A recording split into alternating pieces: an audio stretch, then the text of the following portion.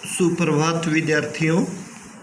आज 23 जुलाई है और साथ ही साथ हरियाली तीज त्यौहार भी है। हरियाली तीज त्यौहार की सभी विद्यार्थियों को हार्दिक शुभकामनाएं। यह श्रावण मास में मनाया जाता है। ज़्यादातर तो ये महिलाओं का त्यौहार है। इस दिन नृत्य करती हैं महिलाएं और हरे भरे पेड़ों पर झूला झूलती हैं। तो चलिए, हम पाठ पढ़ रहे थे लंका विजय, जो आज हमारा पूरा हो जाएगा पाठ। रावण के पास अब कोई विकल्प नहीं था। विकल्प होता ऑप्शन, अंग्रेजी में आप ऑप्शन करते हो। युद्ध नाद हुआ, युद्ध का नाद। अकेला बचा रावण युद्ध के लिए निकला, फुफकारते हुए फन कुचले सांप की तरह। वह जिधर मुड़ता भगदड़ मच जाती। वानरों को भागते देख लक्ष्मण आगे आए, धनुष बाण लिए रावण के सामने अभेद्य दीवार की तरह खड़े हो गए। अभेद्य होता है जिसको भेदा न जा सके, अर्थात जिसको पार न किया जा सके।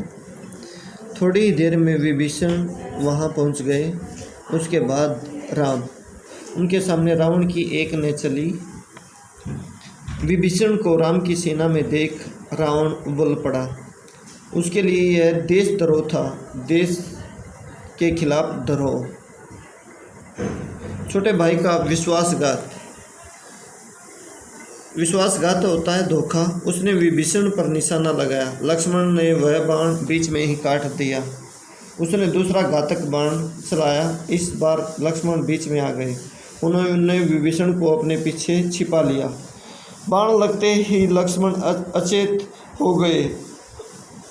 अचेत होश में ना होना या बेहोश, गिर पड़े। राम ने यह देखा, उसकी आंखें क्रोध से लाल हो गई। आग बरसने लगी। उन्होंने लक्ष्मण को सुग्रीव की निगरानी में छोड़ा और रावण को चुनौती दी। कहा, रावण, काल तुझे मेरे सामने ले आया है। आज अन्याय पर न्याय की विजय होगी। तेरा अंत निश्चित है।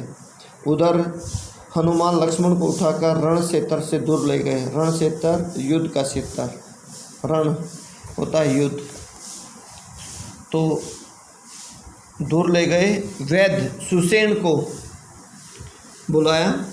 वैद्य जो आयुर्वेद से इलाज करता है जड़ी बूटियों के द्वारा, वो वैद्य होता है। हनुमान संजीवनी बूटी लाए। संजीवनी बूटी हिमालय पर्वत से ले गए थे। चिकित्सा शुरू हुई। धीरे धीरे रक्त का रिसाव बंद हो गया। जो रिसाव था, घाव था, उसमें से खून बह रहा था, वो रिसाव होता है, वो बंद हो गया। घाव भर गया। संजीवनी का प्रभाव चमत्कारी था। सुग्रीव ने लक्ष्मण के स्वस्थ होने की सूचना राम तक पहुंचाई। वह सिंह की भांति रावण पर टूट पड़े। सिंह शेर। राम रावण युद्ध भयानक था। शस्त्रों की गति से कंपा देने वाली ध्वनियाँ निकल रही थी। हवा थम गई थी। सूरज बादलों के पीछे छिप गया था। शस्त्रों की चमक बिजली की तरह कौंध रही थी। कौंधना चमकना, गड़गड़ाहट थी, थर्रा देने वाली, थर्रा देना, कांपना। दोनों योद्धा अपनी पूरी शक्ति से लड़ रहे थे। कोई एक रत्ती भी पीछे खिसकने को तैयार नहीं। रत्ती होता है मात्रा, अलंकार भी आता है रति। रति रति शोभा सब रति के शरीर की, यमक अलंकार का उदाहरण होता है। एक कहावत भी है, सोमन का लकड़, उस पर बैठा मकड़, और रति रति खाए, बताओ कितने दिन में खाए। कुछ ही देर में लगा कि युद्ध समाप्त होने को है। दोनों पक्ष के योद्धा हाथ बांधकर खड़े हो गए। छोटे छोटे युद्ध थम गए। सबकी नज़रें राम और रावण पर थी। सबकी आंखें फटी रह गई, पलकें झुकना भूल गई। उन्होंने ऐसा युद्ध पहले कभी नहीं देखा था। लेकिन महासंग्राम समाप्त नहीं हुआ था। रावण का एक बाण राम को लगा। उनके रथ की ध्वजा कटकर गिर पड़ी। राम ने प्रहार किया। प्रहार होता हमला या चोट। बाण रावण के मस्तक में लगा। रक्त की धारा बह निकली। बीच में युद्ध कुछ पल के लिए रुका। रावण अपने महल चला गया घोड़े और रथ बदलने। राम को इसकी आवश्यकता नहीं पड़ी। युद्ध फिर शुरू हुआ। अब उनके रथ एक दूसरे के सामने थे। योद्धा आंखों में आंखें डालकर देख सकते थे। घोड़ों के मुंह मिल गए थे। राम के बाणों ने रावण के रथ का मुंह मोड़ दिया। यह पराजय का संकेत था। रावण हिम्मत हारने लगा। जब तक वह रथ घुमाता, राम का एक बाण उसके पार निकल गया। रथ मुड़ा, लेकिन रावण के हाथ से धनुष छूट गया। वह पृथ्वी पर गिर पड़ा, मारा गया। बची हुई राक्षस सेना हड़बड़ा गई, जान बचाकर भागी। उनका दिशा ज्ञान शून्य हो गया। दिशाओं का ज्ञान शून्य होता, जीरो, अर्थात पता ही नहीं चला कि सौर भागे। जिसे जिधर अवसर मिला भागा। कुछ राक्षस वानर सेना की ओर दौड़ पड़े, कुछ भागते हुए समुद्र में जा गिरे। लंका विजय अभियान पूरा हुआ। राम की जय जयकार होने लगी। कुछ समय पूर्व का रण क्षेत्र एकदम बदल गया। शस्त्रों की टंकार की जगह किलकारियों ने ले ली, अर्थात वानर किलकारियाँ खुशी में किलकारियाँ लगा रहे हैं। वानर सेना उछल कूद करने लगी। समुद्र से ठंडी हवा आ रही थी। शस्त्रों से उत्पन्न गर्मी वह अब साथ बहा ले गई। कोलाहल होता है शोर, तुमुल नाद में परिवर्तित हो गया। प्रसन्नता सर्वव्याप्त थी, सभी जगह फैली हुई थी।